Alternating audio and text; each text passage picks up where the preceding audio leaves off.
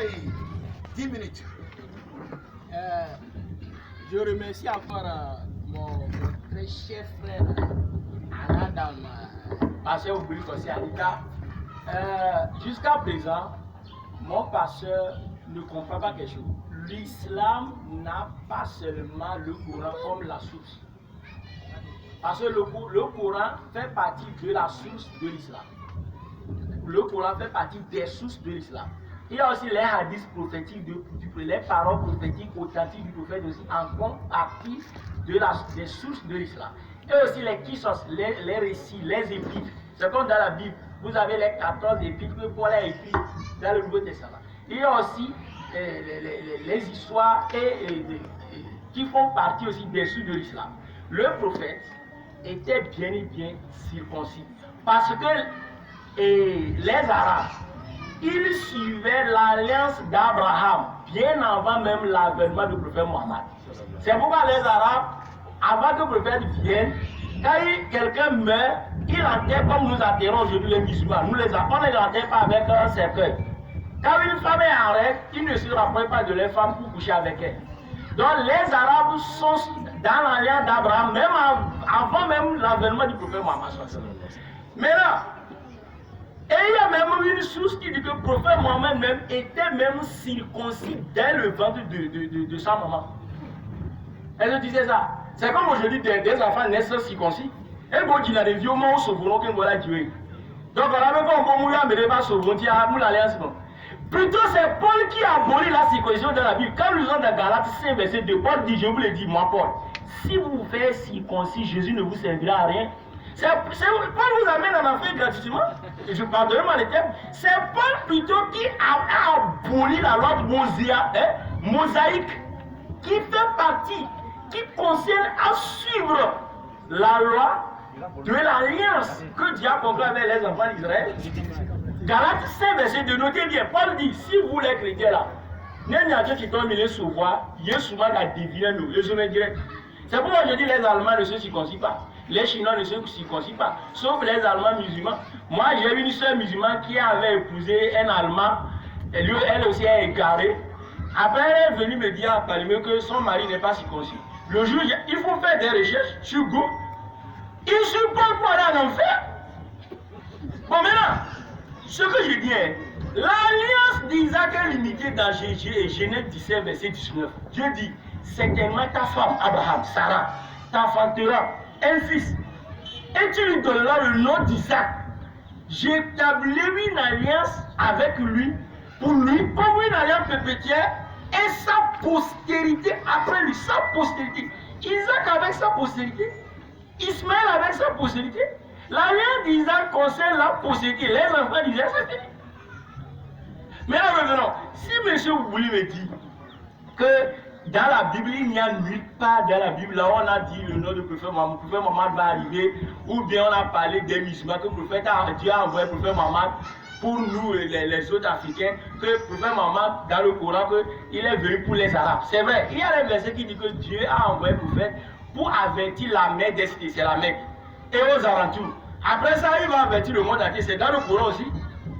Parce que quand nous lisons maintenant dans 34e surah, surah Saba, verset 28, Dieu dit Wama arsalnaka ila kafatan linnas bashiran wa nadhira walakin akthara nas comme vous la ya'lamun. Dieu dit dans le Coran, toi prophète, certes, notez bien surah 34 verset 28.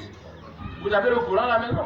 Dieu dit toi prophète, je t'envoie pour l'humanité tout entière comme avertisseur et annonciateur. Mais la plupart des gens ne le savent pas comme vous, monsieur, vous bouliez les choses. Vous ne le savez pas. C'est dans le même courant. C'est comme quand Jésus était venu. Il a d'abord averti quoi? Les gens de sa cité. Il est allé dans Galilée, dans Nazareth. Il a prêché dans le temple de synagogue. Il a même pris dans Luc 4, verset 16. Jésus, quand il était rentré dans la synagogue de Nazareth, on a donné le livre d'Ésaïe. Il a ouvert le livre, il a dit. Quand il a fini il a lu les versets, il dit. L'Éternel m'a oint, son esprit est sur moi. Jésus a fait la lecture, il a commencé à prêcher dans sa ville. Parce que Jésus est Nazaréen, Galiléen. Mais après, Jésus s'est promené pour prêcher. Quand nous lisons aussi dans Luc 4, verset 39, Jésus a dit, il faut que j'annonce aussi la bonne nouvelle du royaume aux autres villes. Parce que c'est pour ça que Dieu s'y envoyé. Je ne suis pas envoyé pour se faire tuer, mais je suis envoyé pour annoncer la bonne nouvelle du royaume. Maintenant, revenons à terre. Monsieur Bouli, quand vous me dites que je vais revenir, vous savez que dans la Bible, dans Habakkuk 3.3, l'Ancien Testament, le prophète Habakkuk a dit, Dieu vient du Théma et le Saint vient de la montagne du Paran. Vous êtes pasteur. Paran, ce n'est pas la Mecque. Théma, ce n'est pas Médine. Dans la Bible dit Habakkuk, Dieu vient du Théma. Il faut aller faire des recherches, mes frères. Théma, c'est Médine. Là, on préfère d'appeler l'Égypte. Et le Saint du prophète Mohammed, le Saint vient de la montagne de Paran. Donc, qu'est-ce que vous voulez? Si Dieu vient de la Médine et le Saint prophète vient de la Mecque, la Bible le confirme. On n'a pas besoin nécessairement de voir Mohammed. On avait donné le nom, vous avez effacé. Le nom de Jésus n'a jamais cité dans l'Ancien Testament. Mais quel est venu, vous avez cru? Pourquoi vous voulez voir le nom comme ça? On voit les caractéristiques pour connaître le prophète. N'importe quoi. 3 minutes, merci. Maintenant, revenons à terre, monsieur le pasteur. L'alliance que Dieu a conclue avec Isaac est abolie.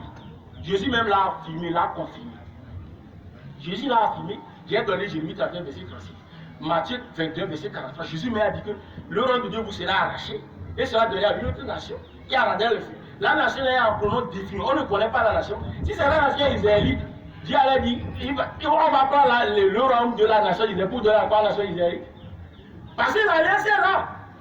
Dieu dit dans Galates 3, verset 8, toutes les familles de la terre seront bénies à ta postérité, Abraham. Si toutes les familles de la terre seront sauvées à la descendance d'Abraham, et que l'alliance d'Isaac est abolie, maintenant l'alliance d'Ismaël est où? Qui n'est pas encore abolie. Selon même la Bible, mon grand frère Boubouli. C'est ça le problème. Maintenant, revenons. Je vais encore aller dans la Bible pour vous montrer. Maintenant, quand nous lisons dans Deutéronome 33, verset 1 à 3, Dieu dit dans la Bible, l'Éternel vient de Sinaï. Sinaï, c'est la montagne sur laquelle Dieu a parlé avec Moïse. Il s'est levé sur eux dans Séir. Séir, c'est la montagne de Galilée, là où Jésus était allé pour être bien en esprit saint pour aller prêcher. On a dit, il a resplendi la montagne de Paran. C'est la Mecque. C'est la montagne de c'est Galilée. C'est là-bas que le prophète Mohammed se recueillait. Et le prophète Mohammed avait eu sa première révélation dans la montagne de Paran. Donc, c'est pourquoi dans le Coran 95e sur la sourate Tin, verset 3 dit Watin wazaitou, Dieu dit je jure pas l'olivier et le figuier.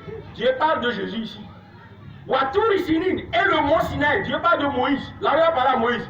Wahaz al-Balad al-Amin, et cette cité, mais qui est en sécurité. C'est vraiment normal. Qu'est-ce que vous voulez encore, mes frères? C'est clair, noir sur blanc.